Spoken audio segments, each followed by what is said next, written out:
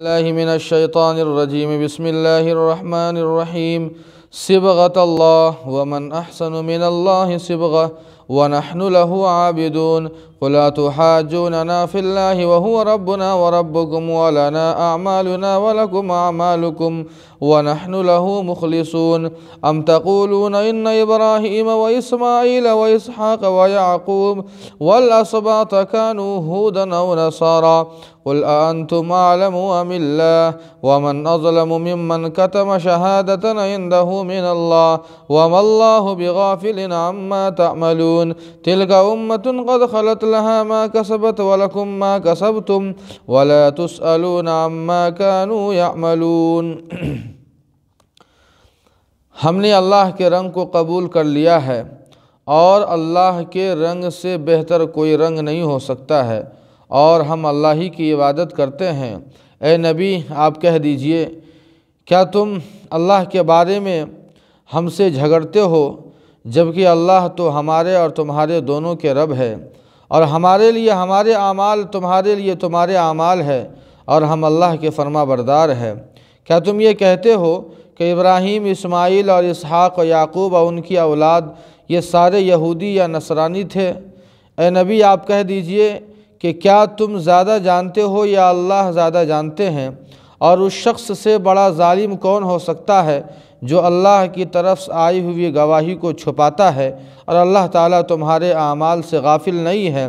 یہ وہ لوگ تھے جو گزر گئے، ان کے لیے ان کے اعمال، تمہارے لیے تمہارے اعمال ہے اور ان کے اعمال کے بارے میں تم سے سوال نہیں کیا جائے گا.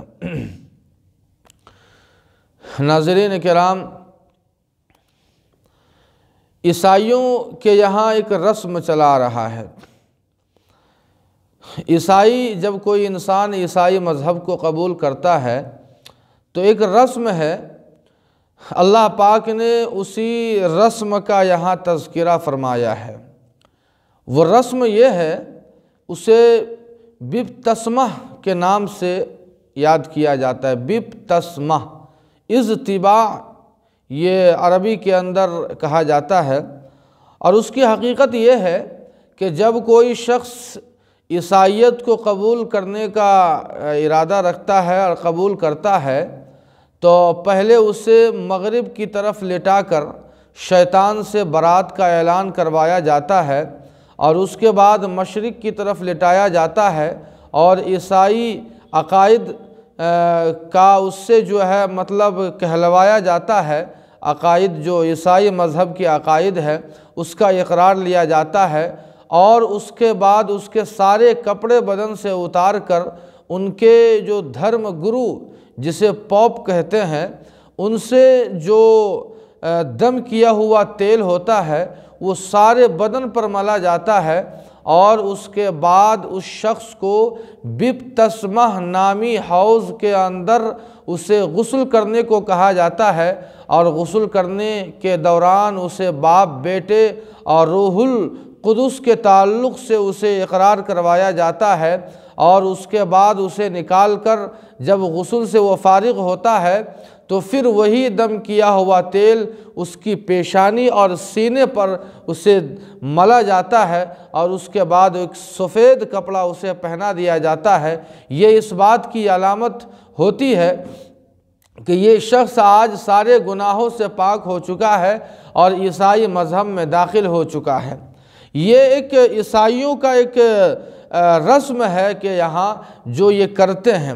اللہ پاک فرماتے ہیں کہ اے نبی آپ کہیے کہ اللہ کے رنگ کو ہم نے قبول کر لیا ہے اور اللہ کے رنگ سے مراد یہاں دین کا رنگ ہے، اسلام کا رنگ ہے اور اللہ کے رنگ سے بہتر کوئی رنگ نہیں ہو سکتا.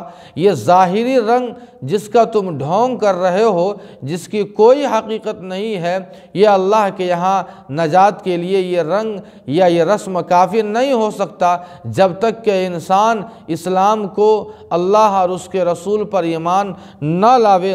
اللہ پاک فرماتے ہیں کہ اللہ کے رنگ سے بہتر کوئی رنگ نہیں ہو سکتا۔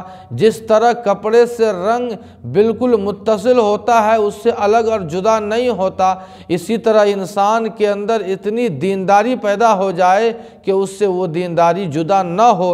اللہ پاک آگے فرماتے ہیں کہ نبی آپ کہیے ان یہود و نصارہ سے کہ تم اللہ کے بارے میں جھگڑتے ہو۔ یہ یہود و نصارہ یہ جھگڑتے ہیں کہ اللہ کے یہاں ہمارے لیے جنت ریزرو ہے۔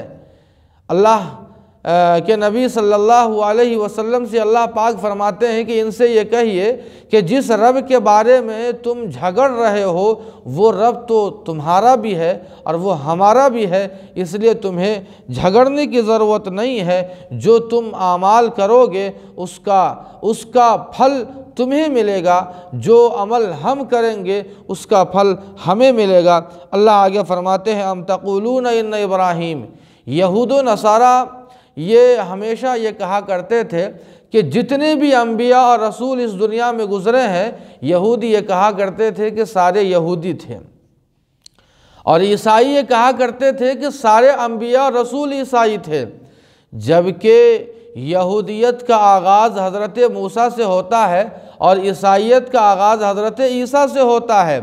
لیکن اس سے پہلے جتنے بھی انبیاء تھے جن کا یہودیت اور عیسائیت سے کوئی تعلق نہیں، بلکہ وہ صرف اسلام اور ایمان اور توحید کے پجاری تھے اور اسی پر قائم تھے۔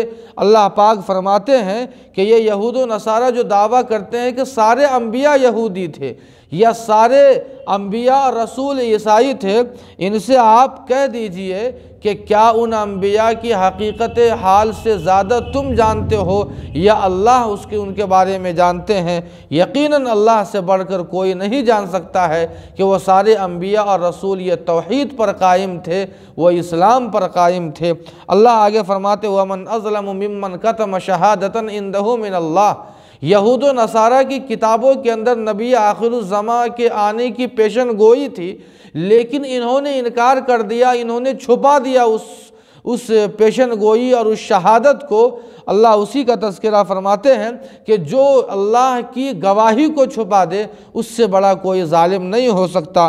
آخر میں اللہ تعالیٰ خود پھر فرماتے ہیں کہ جو لوگ اس دنیا سے انبیاء اور رسول گزر چکے ہیں ان کے لیے ان کے اعمال ہے، اور تم جو عمل کرو گے ان کا حساب و کتاب اور اس کا پھل وہ تمہیں ملے گا۔ اور اللہ پاک ان کے اعمال کے بارے میں، تمہارے پروجوں کے اعمال کے بارے میں تم سے کوئی حساب و کتاب نہیں لے گا اور کوئی سوال نہیں ہوگا۔